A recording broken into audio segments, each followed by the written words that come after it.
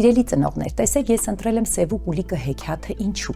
որովհետև ցանկացած խաղ, երբ որ սկսում եք ձեր երեխաների հետ խաղալ, սկսեք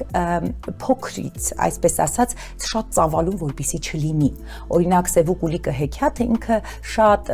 ծավալուն չէ, միևնույն ժամանակ շատ ուսուցանող է։ Ուրեմն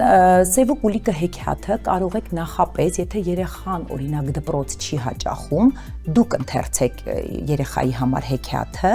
կարող եք փոփոխության ենթարկել այն ըստ ձեր երեխայի տարիքի, ընդհանուր պահպանելով իմաստը, բայց կարող եք ավելի հետաքրքրաշարժ ուրեմն ընթերցել ձեր երեխայի համար։ Որից հետո, իսկ եթե երեխան արդեն դպրոցահասակ է եւ գիտի տառերը, կարող եք խնդրել երեխային, որ ձեզ համար ընթերցի, որպեսզի դուք լսեք սև ու կուլիկը հեքիաթը, ասելով, որ գիտես, ես վաղուց չեմ ընթերցել, այնպես կուզեի հիշել։